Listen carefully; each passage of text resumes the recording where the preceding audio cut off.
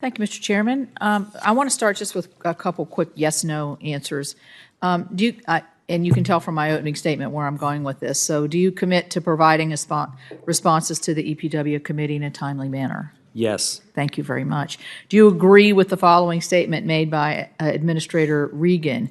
It is an obligation of all of us as public servants to be as transparent as possible to this body and to the public. Yes. Thank you.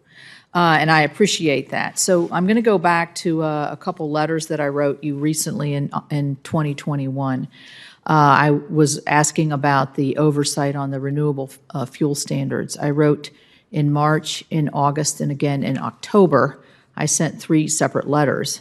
I did not get any response until December 14th, 2021, which was 9 months after the first letter, when you sent me 3 letter responses with virtually identical responses in each letter. In other words, they all had the same text. And I will put that, I ask unanimous consent to put the correspondence into the record. So do you believe the form letter responses that you provided to these 3 letters was timely and transparent?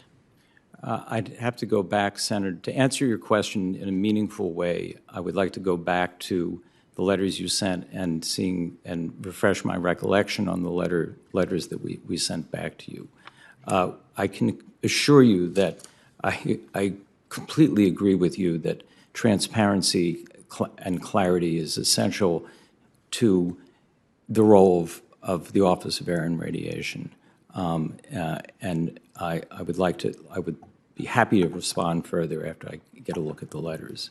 Okay, yeah, I would like that. I would, offer my opinion that 9 months to answer a letter is not timely, and that since all 3 of them said exactly the same thing, I question how much time it took to really put those together and what kind of depth of looking at our congressional oversight. But we'll talk about that once you look at it in greater depth.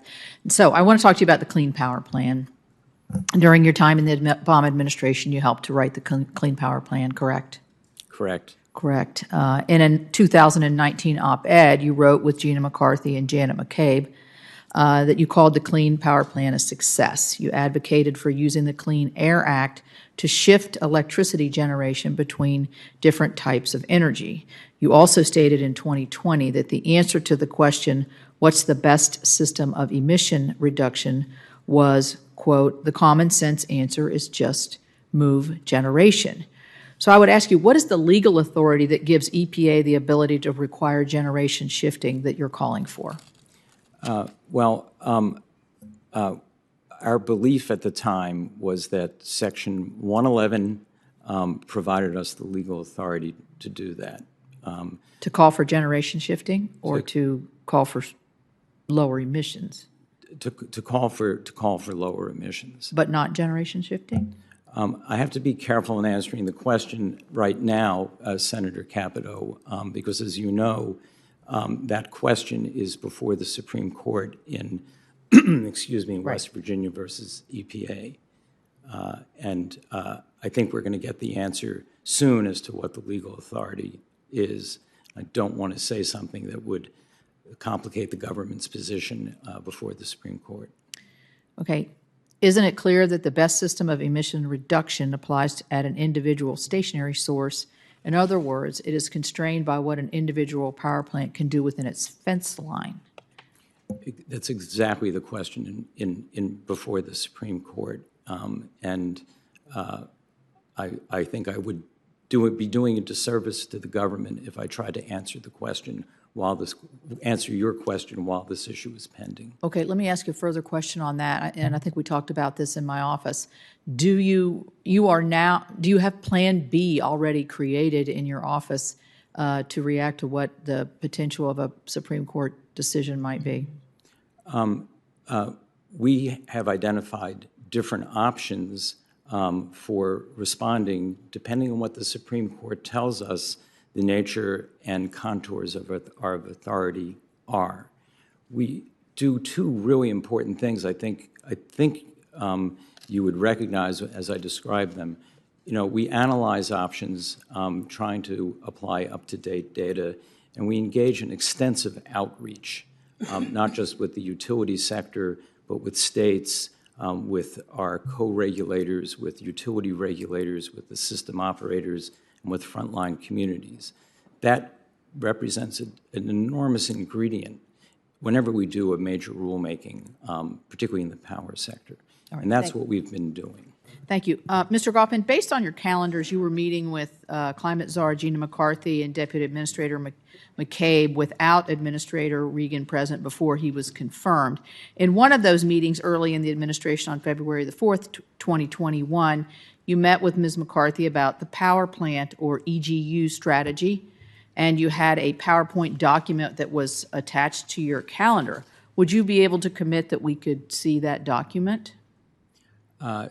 If I would like to just check with General Counsel to see if it's appropriate for me to share that. Thank you. I think that would help us with the transparency of something I've been trying to get at in some of my questioning. So earlier this year, the EPA announced the proposed Good Neighbor Plan that would affect 26 states. This action would apply to power plants and certain types of industrial sources to reduce nitrogen oxides that purportedly contribute to ozone in other states. So industries targeted include iron, steel, cement, and concrete, and are vitally important to the implementation of something important to both of us and to this Congress and this President, which is the Infrastructure Investment and Jobs Act. The law includes Buy American provisions that require the use of U.S. manufactured products in certain categories, and we already have severe supply chain bottlenecks. Your proposal could make those matters worse by increasing costs on domestic production, stymieing the availability of products to meet the legislative requirements of IIJA to support our domestic workers, and potentially even shutter some facilities. Did you evaluate this policy and how that impact on the domestic production of these materials might be, such as for steel and concrete and cement, prior to proposing this? Thanks for asking that question. I think the administration and the administrator and I agree with you that this is an important cluster of issues. In fact, as you just stated, American manufacturing, maintaining American manufacturing, is a priority for the president. The way we approach this rule is first by recognizing that air pollution that travels across state lines can have a significant bad impact on downwind communities.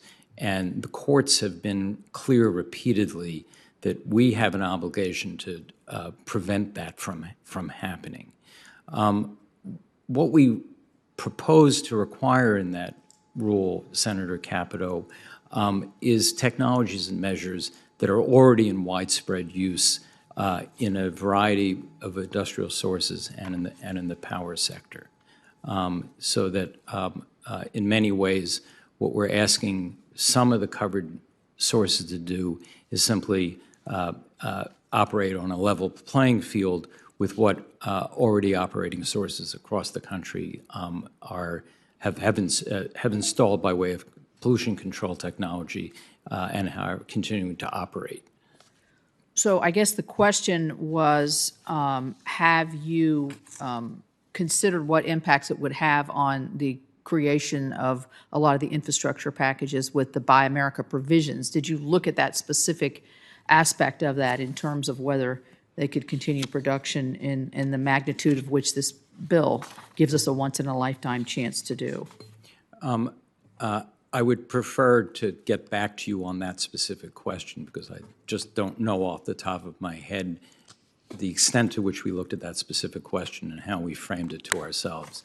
As you know, we do extensive regulatory impact analysis, and it's our legal and policy obligation to focus on the feasibility of any requirements that we propose. Well, I think there has been some questions as to whether some of the technologies are actually workable, but we can get into the details of that at another time. I want to ask about the national determinant, the NDC contribution, the targets that are put out there. Repeatedly, I've asked in every single one of these meetings how we reach these goals and what it does to the American economy. And you know, I would like to know if that's an area that EPA looks at when they're looking at this? Did EPA have a role in giving this national determined contribution? Where's it going to come from? How do we get there?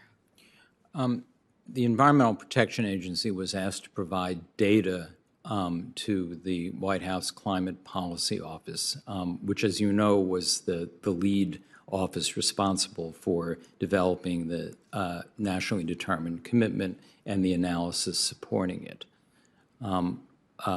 EPA's contribution to the achievement really inheres in our Clean Air Act authority.